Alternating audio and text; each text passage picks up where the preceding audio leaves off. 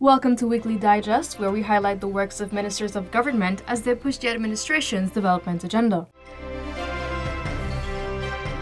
Minister of Amerindian Affairs Pauline Sukai has stressed the importance of villages organizing activities to honor their establishment, emphasizing that such events serve as a reflection of remarkable progress. Minister Sukai expressed these sentiments while participating in the Maracaibo Village Day celebrations on Saturday. Even though it may be a community activity with various villagers being engaged with different fun-like events, whether it's in sports, culture, pageantry, it all embodies the history from where you were to where you are now, building a One Guyana. In building a One Guyana, His Excellency has recognized that we want people. He has recognized that whatever abounds in this country should be shared by all, and that where the gaps exist, that special attention will be paid to those gaps so that he can minimize the gaps. As the One Guyana platform continues to guide the efforts of government, Guyanese have a duty to embrace each other's culture. Minister of Public Works Bishop Juan Edgell made the statement while speaking at the Interfaith Service in Soesdijk on the East Bank Demerara on Sunday. Our job as Guyanese is that we must look at each other and respect each other, even when we have differences of religions, cultures, place of origin, or we even have different colors. We are not the same color tone.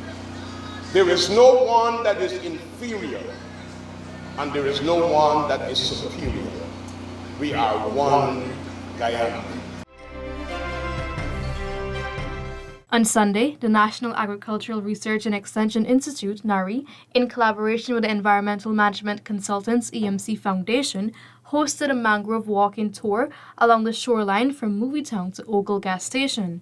Minister of Agriculture Zulfikar Mustafa said these events are important as mangroves help to effectively combat climate change. It's very important for us, and we as a government recognize it. It's been identified in our LCDS 2030, the importance of mangrove. We can't do it by ourselves. We need that partnership. We need that collaboration. I am happy to see so many organizations on board this morning. Guyana will soon start the trial for millet production as the Ministry of Agriculture has received a quantity of finger and barnyard millet seeds. Agriculture Minister Zulfikar Mustafa received a donation from outgoing Indian High Commissioner to Guyana, Dr. K.J. Srinivasa, on Friday.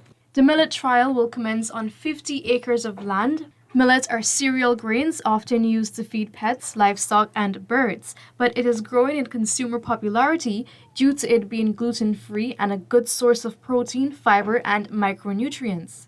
Minister Mustafa expressed gratitude to the government of India for their support, which contributes to the country's aggressive food security efforts. Millet is a very good crop for us in terms of what we are trying to do to get food security, to reduce the food import bill. And millet is a crop that is an indigenous crop, which was neglected over the years. And I think that Guyana is leading the charge in food security. We want to reduce the food import bill of CARICOM by 25%. And you know our president, His Excellency President Irfaan Ali, he is the lead in agriculture. And I think this is an appropriate time that we start the crop in the Caribbean, right here in Guyana.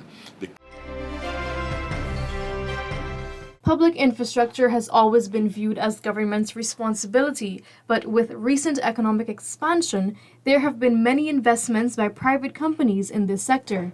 Senior Minister in the Office of the President with responsibility for finance, Dr. Ashni Singh, says government welcomes these new developments.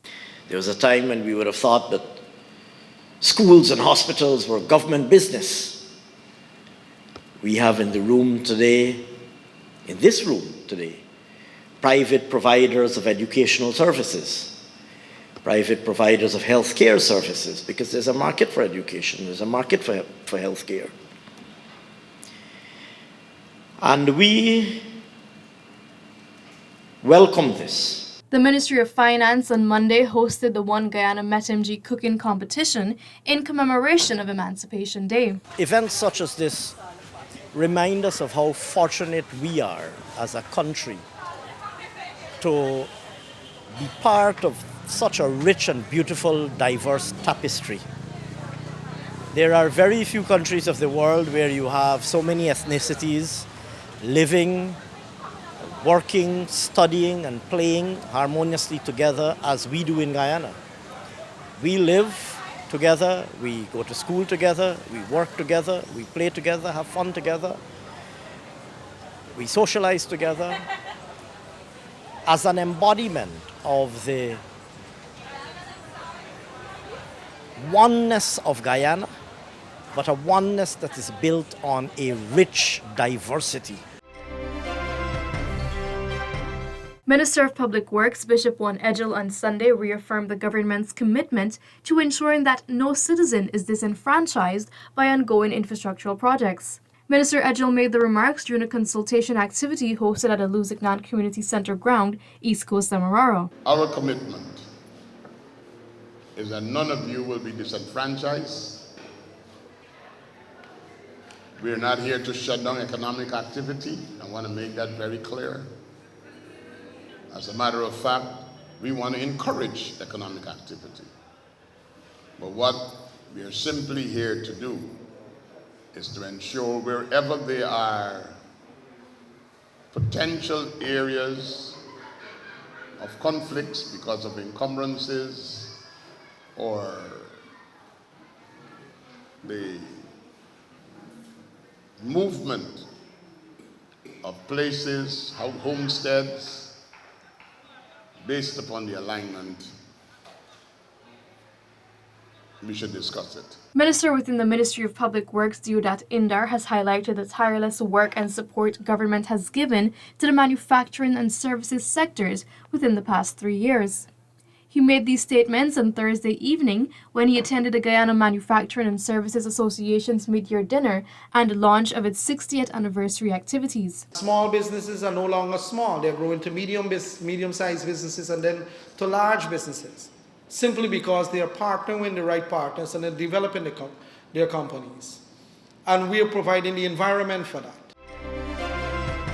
Guyanese will now benefit from secure implementation of electronic commerce with the passage of the Electronic Communications and Transactions Bill. The bill was passed in the National Assembly on Thursday.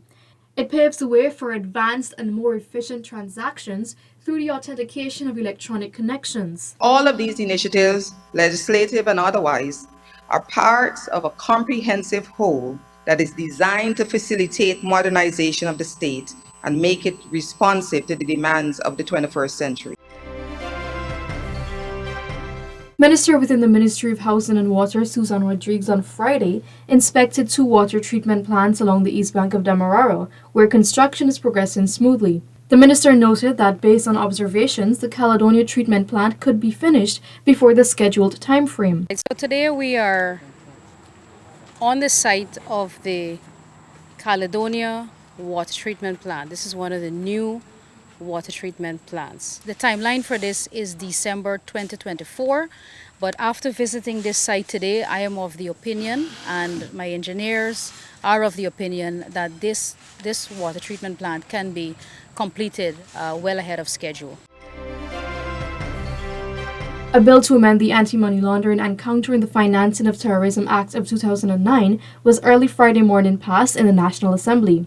The bill seeks to modify the Act to meet the best practice standards of the Financial Action Task Force and improve the abilities and powers of law enforcement in combating money laundering, terrorism, and proliferation financing. Attorney General and Minister of Legal Affairs Mohabir Anil Nandlal, who presented the amendment bill, noted that the AML-CFT Act is required to be updated periodically, implementing recommendations from an international regulatory body. These directions and these recommendations are conceived and crafted based upon experts and examination of international trends in the area of AML-CFT and terrorist financing.